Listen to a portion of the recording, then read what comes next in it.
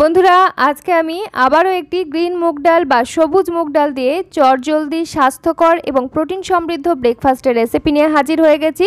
যার জন্য এখানে আমি 100 গ্রামের মতো মুগের ডাল জলে ভিজিয়ে রেখেছিলাম 7 থেকে 8 ঘন্টার জন্য। আর তারপরেই কিন্তু ডালগুলো বেশ নরম হয়ে গেছে, কয়েকটা থেকে আবার অঙ্কুরিত হতেও শুরু করেছে। এই পর্যায়ে আমি ডালগুলোকে বার কয়েক ধুয়ে এক্সট্রা জলটা ঝরিয়ে তার মধ্যে নিয়ে নিলাম বেশ খানিকটা ফ্রেশ ধনেপাতা, স্বাদ অনুযায়ী কয়েকটা কাঁচা লঙ্কা এবং আদার টুকরো। এই সমস্ত কিছু একসঙ্গে খুব সামান্য পরিমাণ জল দিয়ে ব্লেন্ড করে নিয়েছি। বেশ একটা স্মুথ টাইপের মিশ্রণ এখানে আমি তৈরি করে নিয়েছি। এর সঙ্গে অ্যাড করে দিচ্ছি সুজি। 100 গ্রাম মুগ ডালের জন্য এখানে আমি 30 গ্রামের মতো সুজি ব্যবহার করেছি। আর এই সুজিটা দেওয়ার দুটো কারণ, এক হচ্ছে এই এক্সট্রা জলটা টেনে নেবে, দ্বিতীয়ত হচ্ছে বাইন্ডিংয়ের কাজটা সুন্দরভাবে হয়ে যাবে। তোমরা এখানে চাইলে সুজির পরিবর্তে ওটসের পাউডার ব্যবহার করতে পারো, আবার বেসনও ব্যবহার করতে পারো। সমস্ত কিছু একসঙ্গে মিক্স করে মিনিট 10 জন্য এক সাইডে রেখে দিলাম যাতে সুজিটা ভালো করে ফুলতে পারে এবং জলটা টেনে নিতে পারে। এই ফাঁকে একটা মশলা তৈরি করে নিচ্ছি, যার জন্য আমি নিয়েছি হাফ চা চামচ জোয়ান, হাফ চা চামচ মৌরি, 1 চা চামচ গোটা জিরে এবং 1 চা চামচ গোটা ধনে। এই সমস্ত কিছু একসঙ্গে খুব ভালো করে ড্রাই রোস্ট করে নেব। ফ্লেমটা একদম লোয়ের দিকে রাখতে হবে। আর সুন্দর করে ড্রাই রোস্ট করে যখন এখান থেকে সুন্দর একটা গন্ধ বেরোবে সেই পর্যায়ে আমরা আঁচ বন্ধ করে দেব। তো এই মশলাগুলো প্রত্যেকটাই কিন্তু আমাদের ওজন নিয়ন্ত্রণে রাখতে সাহায্য করে এবং আমাদের শরীরের অতিরিক্ত যে মেদ সেটাকেও কমাতে সাহায্য করে। সেজন্য কিন্তু এই মশলাটা হচ্ছে ওয়েট লস মশলা। এটা তোমরা অবশ্যই যারা ওজন কমাতে চাইছো মশলাটা তৈরি করে রাখবে এবং এটা কীভাবে ইউজ করা যায় আমি আস্তে আস্তে তোমাদেরকে বলে দিচ্ছি। তো দেখো আমার সুন্দর করে ভাজা হয়ে গেছে, সুন্দর একটা গন্ধ বেরোচ্ছে। সেই পর্যায়ে আমি আঁচটাকে বন্ধ করে দিলাম। আর যেহেতু প্যানটা এখনও একটু গরম রয়েছে, এই গরম প্যানের মধ্যে একটু নাড়াচাড়া করার পর যখন এটা ঠান্ডা হয়ে গেল সেই পর্যায়ে গ্রাইন্ডার জারের মধ্যে নিয়ে নিলাম।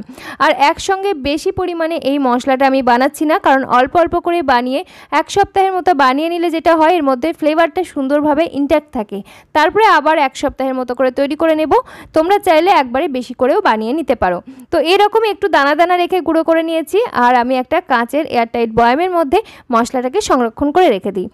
এই মশলাটা হচ্ছে তোমরা যারা খুব তাড়াতাড়ি পেটের মেদ কমাতে চাইছো, শরীরের চর্বি ঝরাতে চাইছো, ওজনটা তাড়াতাড়ি নিয়ন্ত্রণে আনতে চাইছো, তাদের জন্য ভীষণ উপাদেয় একটি মশলা। যারা দীর্ঘদিন ধরে ওজন কমানোর জার্নিতে রয়েছো কিন্তু ওজনটা কিছুতেই নিয়ন্ত্রণে আনতে পারছো না, তাদের জন্য কিন্তু এটা ম্যাজিকের মতো কাজ করবে। কি করবে না, সারা রাত 1 গ্লাস জলের মধ্যে 1 চামচ এই মশলাটা দিয়ে ভিজিয়ে রাখবে। তারপর সকালবেলা উঠে এই জলটাকে একটু গরম করে তারপরে ছেঁকে পান করবে। আর যে মশলাটা বেঁচে রইল সেই মশলাটা তোমরা পেস্ট করে রান্নাতে ব্যবহার করতে পারো বা চিবিয়ে খেয়ে নিতে পারো। খুব উপাদেয় একটা কার্যকরী ট্রিক, কিন্তু অবশ্যই তোমরা ফলো করে দেখতে পারো। তারপরে বাদবাকি মশলা আমরা কি কাজে ব্যবহার করতে পারি সেটাও তোমাদেরকে দেখিয়ে দেব। তো দেখো এখানে আমি কিছু সবজি নিয়েছি, যার মধ্যে ডুমো ডুমো করে কেটে নিয়েছি ক্যাপসিকাম, কিছুটা গাজর, পেঁয়াজ। এগুলোকে আমি একসঙ্গে করে একটা স্মার্ট চপারের মধ্যে নিয়ে নিচ্ছি। বন্ধুরা দেখছো সিম্পল কুইজিন বাংলা, আমি আলেয়া। আমাদের চ্যানেল সিম্পল কুইজিন বাংলায় তোমাদের সবাইকে অনেক অনেক স্বাগত। তোমরা যারা আজকে ফার্স্ট টাইম আমাদের চ্যানেল ভিজিট করছো তাদের জন্য বলে রাখি, আমি কিন্তু স্বাস্থ্যকর রেসিপি শেয়ার করে থাকি যেগুলো ওজন নিয়ন্ত্রণে রাখতে সাহায্য করে, প্লাস হচ্ছে বাচ্চা থেকে বয়স্ক প্রত্যেকের জন্য ভীষণ উপকারী হয়ে থাকে। এই ধরনের রেসিপির সন্ধান পেতে চাইলে অবশ্যই চ্যানেলটি সাবস্ক্রাইব করে পাশে থাকা বেল আইকনটা অল করে রেখো। তো দেখো এখানে আমি সমস্ত সবজিগুলোকে একসঙ্গে করে একটু চপ করে নিলাম। তোমরা চাইলে একটু গ্রেট করেও নিতে পারো বা একদম মিহিভাবে ছুরি দিয়ে বা বটি দিয়ে টুকরো করে কেটেও নিতে পারো। তো সময়টা একটু বাঁচানোর জন্য আমি এইভাবে একসঙ্গে করে সমস্ত কিছু চপ করে নিলাম। এখানে আমি পেঁয়াজ রসুনের ব্যবহার করেছি, চাইলে পেঁয়াজ রসুনটা বাদ দিতেও পারো। তবে দৈনন্দিন খাবার থেকে যদি পেঁয়াজ রসুনটা বাদ চলে যায় তাহলে কিন্তু অনেক কিছু উপকারী জিনিস আমরা কিন্তু মিস করে ফেলবো। তো সেজন্য অবশ্যই তোমরা খাবার দাবারের সঙ্গে পেঁয়াজ রসুন আদা এগুলোকে ইনক্লুড করার চেষ্টা করবে, যদি খুব একটা অসুবিধা না হয়। তারপরে আমরা যে মিশ্রণটা রেডি করে রেখেছিলাম সেই মিশ্রণের সঙ্গে টুকরো করে নেওয়া সবজিগুলো অ্যাড করে দিলাম আর দিয়ে দিলাম স্বাদ অনুযায়ী লবণ। আমি এখানে পিঙ্ক হিমালয়ান সল্ট ব্যবহার করছি। সঙ্গে আমরা যে ওয়েট লস মশলা তৈরি করে নিয়েছিলাম সেটা দিয়ে দিলাম 1/2 চা চামচ পরিমাণ। আর এই মশলাটা দেওয়ার জন্য আলাদা করে আমাকে আর জিরের গুঁড়ো ধনের গুঁড়ো এগুলোকে অ্যাড করতে হলো না। তো তো দেখো সমস্ত কিছু একসঙ্গে মিক্স করে নিচ্ছি। আর মিশ্রণের ঘনত্বটা এরকম একটু টাইট টাইপের হবে, কারণ আমাদের আজকের এই রেসিপিটি কিন্তু একদমই অন্যরকম, ভীষণ টেস্টি আর চটজলদি তৈরি হয়ে যায়।